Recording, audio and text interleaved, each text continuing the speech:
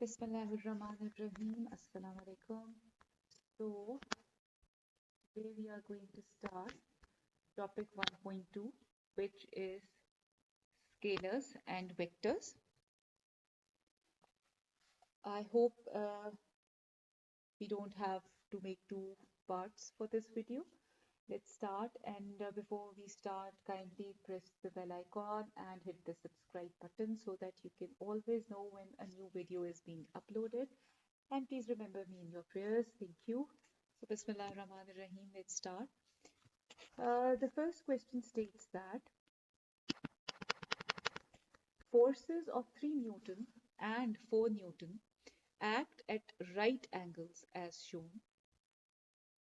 So, what is the resultant force?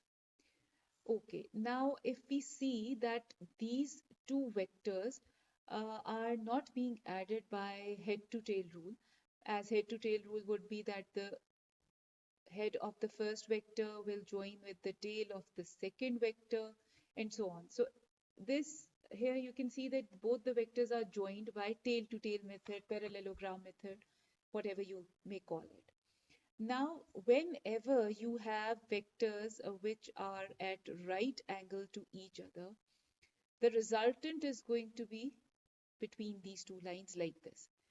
It won't be from here to here and from anywhere else. It has to be from the middle of these two vectors. ठीक है जी? So moving forward, what is the resultant force? अच्छा, इसको आप दो तरह से कर सकते हो. एक तो ये कि अपना रूलर यहाँ रखो और उसको बिल्कुल स्ट्रेट ऊपर ले जाओ और यहाँ पे एक और वेक्टर बना लो और इसके भी पैरेलल एक और लाइन ले लो और फिर बीच में डायगोनल बनाओ और ये डायगोनल आपका will represent your resultant for these two vectors. दूसरा मेथड इसको करने का जो होता है वो है by using Pythagoras theorem. You must all be familiar with it. तो वो आपको पता है कि a square plus b square is equal to c square है. ठीक है, a and b being base and perpendiculars and c being hypotenuse. तो एक तरीका तो उसको करने का ये है. So 4 square plus 3 square is equal to c square. ठीक है जी, आप इनको स्क्वायर कर लीजिए. 16 4 का स्क्वायर होता है, 9 3 का स्क्वायर होता है and c square. So 16 plus 9 gives you 25 is equal to c square. You need c and not c square, so an under root on both sides will give you 5 is equal to c. ठीक है जी, तो हमारे पास 5 तो आ गया है, लेकिन is it along xz? Is it along OY? So this is OY and this is going to be the correct answer. ठीक है, और दूसरा तरीका इसको ये है कि आप जो है इसको ड्रॉ कर लें according to your scale. 1 centimeter is equal to 4 Newton. तो ये 4 सेंटीमीटर की लाइन बनेगी, ये 3 सेंटीमीटर की लाइन बनेगी और आप इनको जब बंद करेंगे और बीच में एक रिजल्टेंट लगाओगे डायगोनल, तो वो 5 न्यूटन का ही होगा basically. So this is how it works. There are two methods for doing it. लेकिन यहाँ पे टाइम कम होता है आपके पेपर में and you don't have so much time. So using Pythagoras theorem is always a good idea. और आपको हमेशा ये बात पता होनी चाहिए कि the resultant is going to originate from the point where the tails are meeting. ठीक है जी? This can't be it. Okay?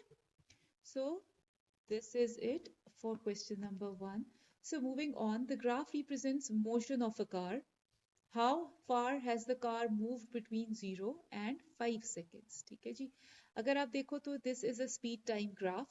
Speed time graph में we are aware of the fact that the gradient basically gives you acceleration. ठीक है जी, and the distance is given by the area under the graph. ठीक है जी, we know this about speed time graphs. So we have to find how far the car has moved. How far would mean the distance covered by the car. So that would be found by area under the graph. If you see that the area under the graph, अगर हम shape बनाएं तो it's a big triangle. ठीक है जी, तो area under the graph हम कैसे निकालेंगे?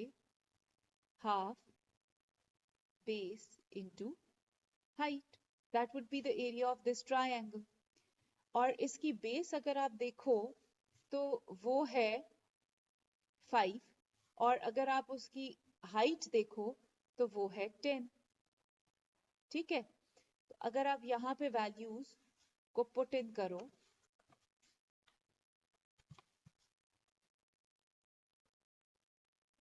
half 5 into 10, so that's going to give you 50 by 2, and that is going to give you 25. ठीक है, तो आपको ये वाली बात पता है, और if you've done speed time graph questions, अगर आपने नहीं किए हुए तो you will get to know about them. It's, I guess, the third topic that we will cover, और उसमें आपको बहुत ज़्यादा क्लैरिटी हो जाएगी क्योंकि बार बार यही क्वेश्चंस आएंगे. So this is how you are going to solve your question. आप इसको वैसे पार्ट्स में भी डिवाइड कर सकते हो. This a small triangle, this being ये, and then another triangle. लेकिन ये एक सिंपल सा मेथड है कि यहाँ पे अगर आप लाइन लगाओ और आपको एक बड़ी ट्राइंगल मिल रही है तो आप उसको वन स्टेप में भी सॉल्व कर सकते हो, क्योंकि time is of the essence while solving the paper. Time का सही होना बहुत जरूरी है. ठीक है, टाइम को वेस्ट नहीं करना चाहिए व्हाइल डूइंग द पेपर. सो इस तरह से करो. अच्छा, the question 3 states that an aircraft is moving at 60 meter per second in northerly direction when a crosswind hits from the east starts to blow. The speed of the wind is being given as 13 meter per second. What is the magnitude of the aircraft's velocity when the wind is blowing? अच्छा जी, अब ये जो है ना आपका question ये है कि इसमें आपको ड्रॉ करना पड़ेगा योर वेक्टर्स. ठीक है, then you are going to get the exact answer. अब अगर आपको पता होगा कि if you draw compasses, this is north, this is south, this is east, and this is west. So aircraft जो था, it was moving in northerly direction, यानी towards north. ठीक है, normally when you are asked to construct vectors या add vectors, you have to draw the figures. तो तब you have to use head and tail rule. Normally now the questions that are included in your syllabus just involve the vectors which are at right angle to each other. So whenever the question is being asked, तो वो normally वो parallelogram method से ही solve होता है, और जब आपको बनाने को दिया जाता है तो वो normally head to tail rule को फॉलो करके बनता है. ठीक है, this is your first vector, this is the head of your first vector, और आपको बताया गया है कि 13 मीटर पर सेकेंड की स्पीड से a cross wind starts to blow from the east. So ये इसके हेड से आप अपना अगला वेक्टर बनाओगे which is the second vector. ठीक है, 13, और ये जो था वो 60 मीटर पर सेकेंड से जा रहा था. ठीक है, तो ये आपके दोनों वेक्टर्स बन गए. अब the rule for vector addition using head to tail rule is that the head of the first vector is joined to the tail of the joined with the tail of the second vector, and the resultant vector is made from the tail of the first and it joins the head of the second vector. So this is going to be your resultant. अब resultant निकलेगा कैसे? Resultant निकालने के लिए you have Pythagoras theorem method, ठीक है। नहीं तो आप इसको अकॉर्डिंग टू सम स्केल बना लो और फिर रिजल्टेंट निकालो, लेकिन उसमें टाइम लगता है चूंकि, तो हम सिंपल पाइथागोरस थ्योरम मेथड ही यूज करेंगे, which is a square plus b square is equal to c square। इसमें a और b बेस और परपेंडिकुलर है और c is the hypotenuse, ठीक है जी। so this can be your base, this is your perpendicular and your resultant is the hypotenuse। तो अगर हम यहाँ पे वैल्यूज पुट करें तो हमारे पास 60 स्क्वायर प्लस 13 स्क्वायर आएगा is equal to c square। 60 square is equal to 3600, 13 का square is 169 is equal to c का square। This gives you 3769, ठीक है। And as you need to get the value of c and not c square, so we will have square roots on both the sides, and the square root for 3769 is 61, so that is your answer। okay, ये आपका C option है। so that is how you are going to solve this question। I think I should erase this working। चलो अभी देख लेते हैं, I need this space so I'll erase it, नहीं तो फिर अगला question करते हैं। okay, the diagram shows the speed time graph for a car। this is again a speed time graph। which row describes the motion of the car at point X and then at point Y। अच्छा, जो speed time graphs होते हैं उसमें straight line जो होती है वो represent करती है that there is no acceleration and the any car object body is moving at a constant speed, ठीक है, because the gradient is representing acceleration, so there is no acceleration, it's a straight line, ठीक है। तो वो constant speed पे move कर रही है। ये जो लाइन होती है इस किस्म की स्ट्रेट लाइन गोइंग अपवर्ड्स, वो आपको बता रही होती है that the body is moving with a changing speed, the speed is changing, there is acceleration, ठीक है ना। तो अगर आप पॉइंट y को देखो और करो कि इट इज एट रेस्ट, सो ये ऑप्शन और ये ऑप्शन तो बिल्कुल ही निकल जाता है। So you have these two options to choose from. तो ये एट रेस्ट है, it is moving with a constant speed, no it is not moving with a constant speed. अगर वो कांस्टेंट स्पीड से मूव कर रही होती तो y would have been a straight line. y जो है वो एक कर्व्ड लाइन तो नहीं है, ये भी स्ट्रेट लाइन है लेकिन इन द अपवर्ड्स डायरेक्शन है, इट्स नॉट हॉरिजॉन्टली। तो ये moving with a changing speed है।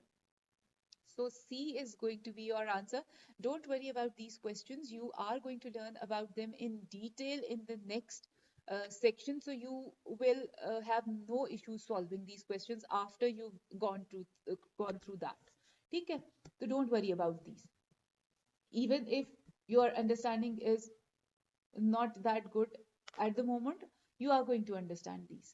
ठीक है? अच्छा, moving towards the next question, which vector diagram correctly shows the force Z as the resultant of forces X and Y। अब सबसे पहले जो आपको चीज देखनी होती है ना कि जो आपके वेक्टर्स हैं वो अलाइन किस तरह से हुए हैं। Are they aligned according to the head to tail rule या वो टेल टू टेल से ज्वाइंट है, ठीक है। अगर आप यहाँ देखो तो ये दोनों वेक्टर्स टेल टू टेल से ज्वाइंट है, ठीक है, क्योंकि this is not like it was the first vector के हेड से दूसरे वेक्टर की टेल ज्वाइंट है, ये तो रिजल्टेंट वेक्टर है दैट्स ओवर हियर, ठीक है। तो ये दोनों vectors tail to tail joint है। अगर कोई भी चीज टेल टू टेल ज्वाइंट होती है तो by the help of parallelogram method उसका जो रिजल्टेंट है वो यहाँ होना चाहिए इन दिस डायरेक्शन, ठीक है। तो ये नहीं है, इस वजह से ये ऑप्शन आपका नहीं हो सकता।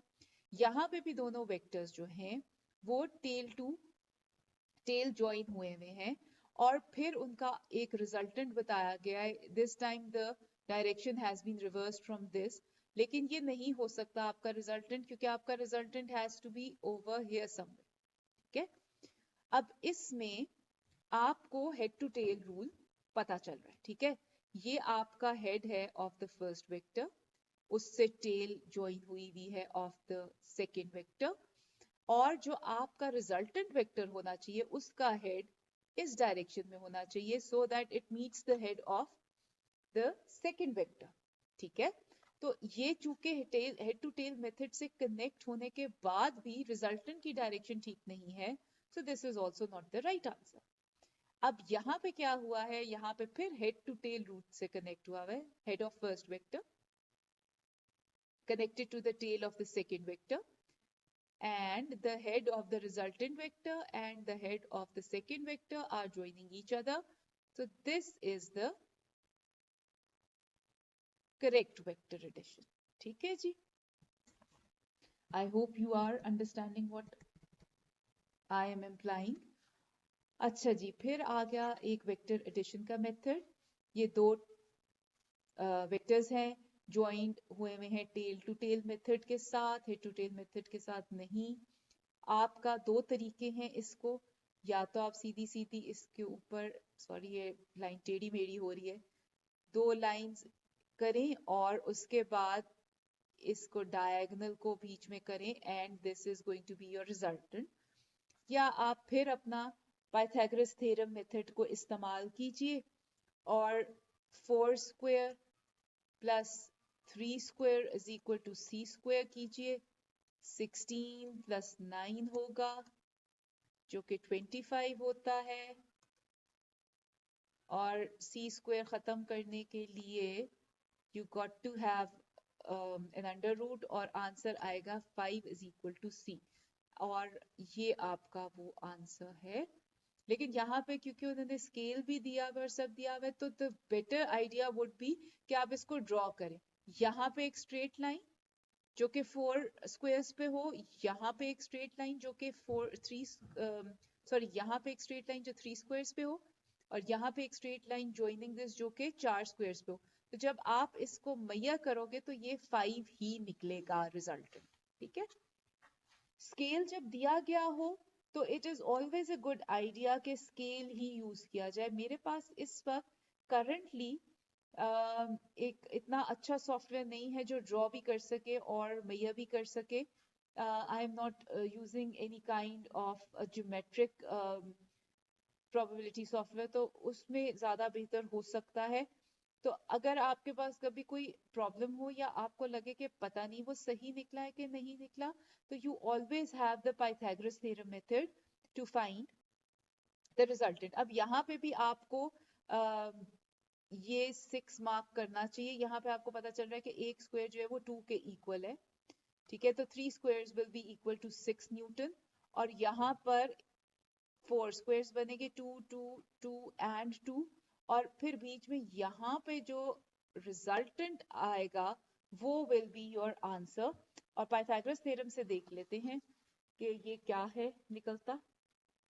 a square plus b square is equal to c square, तो 6 square plus 8 square is equal to c square, 36 प्लस 64, and 36 plus 64 would be 100, और जब आप इसे रूट में करोगे तो इसका आंसर 10 आएगा। लेकिन हमेशा प्लीज याद रखो कि जब उन्होंने यहाँ पे दिया हुआ है और स्केल मेंशन किया हुआ है, तो it's always a good idea कि आप इसको इसी तरह से कंप्लीट करके पैरेललोग्राम मेथड से रिजल्टेंट बीच में ड्रॉ करके और उसको मैयर करके लिखो, ठीक है। This is always a better idea, बल्कि it is the best idea. Check करने के लिए कि आपने ठीक किया कि नहीं किया, ये पाइथागोरस थ्योरम का मेथड यूज कर। Moving forward, which physical quantity is a vector? We know that mass is a scalar quantity. We know that density is a scalar quantity, temperature is also a scalar quantity, so it would be velocity, because vector quantity is one that has direction as well as magnitude, ठीक है। तो इन सब की magnitudes तो हैं, मगर कोई direction नहीं है। टेम्परेचर ना तो किसी डायरेक्शन में होता है, ना डेंसिटी किसी डायरेक्शन में होती है, ना मास। सो वेलोसिटी एक ऐसी चीज है जिसकी डायरेक्शन भी होती है और मैग्नीट्यूड भी होता है, तो that is why it is a vector quantity. The boat starts moving to the next question. The boat starts moving across a river at velocity v and perpendicular to the river bank.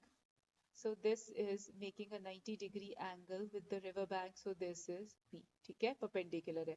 Boat encounters a current along the river with velocity u. यहाँ से जी current आया, current is, ठीक है, और वो उसके साथ हुआ as shown. Which vector diagram shows the resultant velocity r of the boat? अब आपके पास वही दो मेथड्स आएंगे, एक हेड टू टेल रूल आएगा और एक आपके पास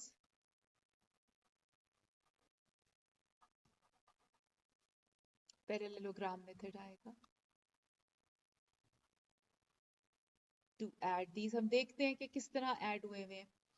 अच्छा जी, ये है वेक्टर आर और ये दूसरा वेक्टर आ रहा है. This can't be because head of two vectors can't join each other. अगर हेड टू टेल रूल है तो भी नहीं हो सकता, और अगर टेल टू टेल रूल है तो भी नहीं हो सकता. ठीक है, टेल टू टेल मेथड में this would be in this direction. ठीक है, और वैसे हो नहीं सकता ना क्योंकि यहाँ जा रहे हैं, मगर आप दो वेक्टर्स को ऐसे ऐड कभी भी नहीं कर सकते कि उनके दोनों हेड्स ही मिला दें. ठीक है, सेकेंड वाले में फिर वही हो रहा है कि इसका हेड इसके हेड से मिल रहा है. This can't be. ये टेल टू टेल मेथड में भी नहीं होता है, पैरेललोग्राम मेथड में, और हेड टू टेल मेथड में भी नहीं होता. अगर हम ये देखें तो यहाँ पर उन्होंने इसको बना दिया है फर्स्ट वेक्टर. ठीक है, और इसको बना दिया सेकेंड वेक्टर. अगर हम यहाँ देखें तो यहाँ पे इसका हेड है, टेल जो है सेकेंड वेक्टर की वो हेड से ज्वाइन कर रही है, और जो रिजल्टेंट वेक्टर है उसका हेड भी सेकेंड वेक्टर से ज्वाइन कर रहा है ना. तो this answer would be correct according to head to tail rule. ठीक है, अगर आप यहां देखो तो ये यहां तक तो ठीक है, head of first vector, tail of second vector, लेकिन जो रिजल्टेंट वेक्टर होना चाहिए था उसका head should have touched the second vector, पर नहीं कर रहा, इसलिए ये भी गलत है. ठीक हो क्या चीज? अच्छा जी, which quantities are both vectors? Acceleration और फोर्स. फोर्स का भी डायरेक्शन होता है और एक्सेलरेशन का भी डायरेक्शन होता है. सो हमारा पहला ही आंसर ठीक है. डेंसिटी और फोर्स में density is a scalar one and force is the vector one. यहाँ डेंसिटी और प्रेशर में दोनों ही स्केलर्स हैं, और यहाँ एक्सेलरेशन और प्रेशर की बात हो रही है, प्रेशर स्केलर है. तो this is the only option जिसके अंदर दोनों चीजें वेक्टर हैं, क्योंकि vectors both have magnitude as well as direction. ठीक है जी. An astronaut orbits the earth in a space station which is a vector quantity. Mass of the astronaut, आपको पता है mass की कोई direction नहीं होती, उसका सिर्फ magnitude होता है, इस वजह से this can't be. The speed of the satellite, speed जो है वो scalar quantity है, vector जो है quantity speed से related वो velocity है. टेम्परेचर आपको मालूम है, again is a scalar quantity, it is not a vector quantity, it does not have a direction. तो सिर्फ weight of the astronaut is something that has a direction, because weight is a force. ठीक है, is the gravitational force acting on an object. So force has direction as well as magnitude. तो ये आपका vector quantity होगी. ठीक है जी. Moving forward, a ball of weight 1.2 newtons drops through the air at terminal velocity. A sudden gust of wind exerts a horizontal force of 0.5 newtons on the ball from the left. Which diagram shows the resultant force on the ball while the wind is blowing? अच्छा जी, इस question में सबसे important term जो है जी वो terminal velocity है. ये आपका बहुत दफा आगे आएगा when you are going to be studying forces, upward and downward forces. यहाँ पे भी मैं एक्सप्लेन करने लगी हूँ कि टर्मिनल वेलोसिटी की कंडीशन क्या होती है। जब एक फ्रीली फॉलिंग ऑब्जेक्ट होता है जो कि नीचे आ रहा होता है, तो उसके ऊपर पहले उसका weight in the downward direction act कर रहा होता है। वो नीचे जा रहा होता है एंड आफ्टर सम टाइम उसके ऊपर फ्रिक्शन, अपोजिंग फोर्स एक्ट करना शुरू करती है, जो कि इस केस में एयर रेजिस्टेंस होती है। ठीक है जी। आफ्टर सम टाइम क्या होता है कि वो नीचे जा रहा है और उसका वेट बैलेंस हो जाता है विद द एयर रेजिस्टेंस। ठीक है, so this gets cancel, resultant force zero हो जाती है उसके ऊपर, इस ऑब्जेक्ट के ऊपर। ठीक है, तो this is the point where we say that terminal velocity is reached when the weight acting downwards is balanced by the air resistance या friction in the upward direction। तो ये terminal velocity reach हो जाती है और body के ऊपर कोई फोर्स एक्ट नहीं कर रही होती और रिजल्टेंट फोर्सेस जीरो हो जाती। ठीक हो गया जी। ये after getting this out of the way, अगर आप यहां देखो तो 0.5 न्यूटन्स है जो कि यहाँ पर है। ठीक है, जो कि विंड ने एक्सर्ट किया है, और ये 1.2 न्यूटन यहाँ पर है। ये टेल टू टेल मेथड के थ्रू बिल्कुल ठीक है रिजल्टेंट, मगर प्रॉब्लम ये है कि ये जो फोर्स है वो तो कैंसिल हो चुकी है। अगर आप यहाँ देखें तो फिर टेल टू टेल मेथड है, लेकिन अगर टेल टू टेल मेथड है तो उसको रिजल्टेंट को यहाँ होना चाहिए, इसलिए ये गलत है। ये रिजल्टेंट ठीक है, मगर अभी हम आगे जाके बताते हैं कि प्रॉब्लम क्या। ये टेल टू टेल मेथड है और ये रिजल्टेंट भी ठीक है, सो इसमें कोई प्रॉब्लम ये वाली नहीं है। प्रॉब्लम यहाँ आती है जब हम टर्मिनल वेलोसिटी की बात करते हैं। जब टर्मिनल वेलोसिटी हुई तो 12 न्यूटन्स और 12 न्यूटन्स आपस में बैलेंस हो गए। ठीक है, जो रिजल्टेंट सिर्फ रह गया वो तो ये रह गया जो कि 0.5 न्यूटन का फोर्स आ रहा था फ्रॉम द लेफ्ट। जो वेट है इन द डाउनवर्ड डायरेक्शन उसने तो बैलेंस कर दिया है एयर रेजिस्टेंस को इन द अपवर्ड डायरेक्शन। ये दोनों बिल्कुल सेम हो गई हैं, सेम इनका मैग्नीट्यूड हो गया। तो ये दोनों फोर्सेस ने तो एक दूसरे को खत्म कर दिया है, इसलिए ये फोर्सेस एग्जिस्ट नहीं करती। ठीक है, ये बॉल ऊपर के डायरेक्शन में जा रहा है, फॉल ही नहीं कर रहा। ये बॉल नीचे के डायरेक्शन में तो आ रहा है, मगर इसका रिजल्टेंट खराब है। यहाँ पे क्या प्रॉब्लम है कि टर्मिनल वेलोसिटी है ही नहीं। टर्मिनल वेलोसिटी अगर रीच हो गई है तो 1.2 न्यूटन की फोर्स शुड नॉट एग्जिस्ट। तो इस वजह से आपका आंसर सी है, जिसके अंदर ये फोर्स और ये फोर्स एक दूसरे को बैलेंस कर रही है और ये उसका रिजल्टेंट है। ठीक हो गया जी। I hope you understand. थोड़ा सा ट्रिकी क्वेश्चन था, लेकिन टर्मिनल वेलोसिटी के आप, क्योंकि जब फाइनल पेपर्स में अपीयर हो गए तो आपने क्लास 9th 10th और 11th का सारा कोर्स किया होगा, तो आपको आराम से टर्मिनल वेलोसिटी की इम्प्लीकेशन और सब पता होगी। तो अगर अभी आपको थोड़ी बहुत कंफ्यूजन भी हो रही है ना, तो उस पे ज्यादा परेशान मत हुइए। You will get to know these things in detail, और उसके बाद इन क्वेश्चंस को करना बिल्कुल भी मुश्किल नहीं होगा। अभी तो ये हैपहेजेडली आपके पास आ गए हैं ना, तो आगे जाके ये प्रॉब्लम नहीं देंगे आपको। ठीक है जी। Moving to the next question, which list contains only vector quantities. Vector quantities देखनी है जिसका मैग्नीट्यूड और डायरेक्शन भी हो। अब इसमें एक्सेलरेशन तो वेक्टर क्वांटिटी है, फोर्स भी है मगर मास और एनर्जी नहीं है। एक्सेलरेशन है जी इसमें वेक्टर, फोर्स भी इसमें वेक्टर है, मोमेंटम भी है और वेलोसिटी भी है। अब आगे जाके जैसे आप मोमेंटम कर लोगे, वेलोसिटी कर लोगे, फोर्स और एक्सेलरेशन भी पढ़ लोगे, तो आपके लिए कोई मुश्किल नहीं रहेगा इसको सर्कल करना। ठीक है, तो डोंट गेट सुपर डिप्रेस्ड और एनीथिंग, ये आप लोग कर लोगे आराम से।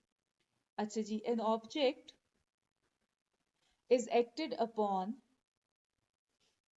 by a 3 Newton force and by a 4 Newton force. Each diagram shows two forces which diagram also shows the resultant of x of these two forces. Okay जी, अब यहाँ पर अगर आप फर्स्ट डायग्राम देखो तो वो टेल टू टेल मेथड से कनेक्ट हुई है, ठीक है। अगर दो vectors tail to tail method से कनेक्ट हुए हैं तो उनका रिजल्टेंट यहाँ होना चाहिए, इस डायरेक्शन। सो ये रॉन्ग हो जाएगा। इसमें भी वो टेल टू टेल मेथड से ही कनेक्ट हुए हैं, तो इनका रिजल्टेंट ऐसा होना चाहिए, इस डायरेक्शन में होना चाहिए। सो ये भी गलत ऑप्शन है। यहाँ पे वो टेल टू टेल मेथड से कनेक्ट हुए हैं और उनका रिजल्टेंट भी बिल्कुल सही डायरेक्शन में है, तो C would be the correct answer. You know, don't need to go to D. आपको मालूम होना चाहिए कि पैरेललोग्राम मेथड के थ्रू हमेशा अगर इस दो वेक्टर्स इस तरह ज्वाइन है तो ऐसे बनेगा, दो वेक्टर्स इधर ज्वाइन है तो ऐसे होगा, दो वेक्टर्स ऐसे ज्वाइन है तो यहां बनेगा।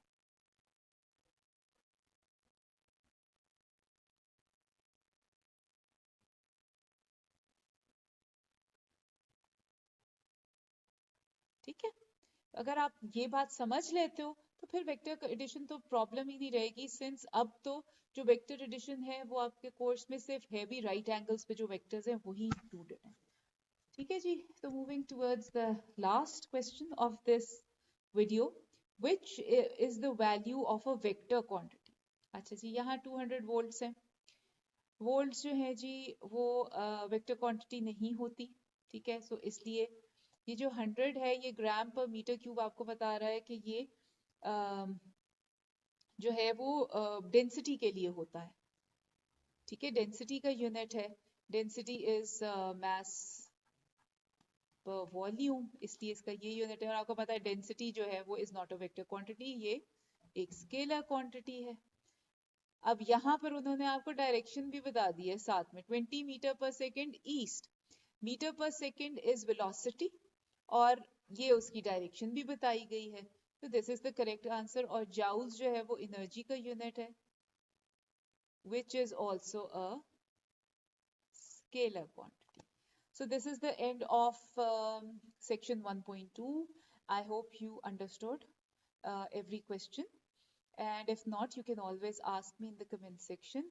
So again in the end, please, if this in any case has been helpful to you, kindly remember me in your prayers. Thank you, and we will meet again inshallah.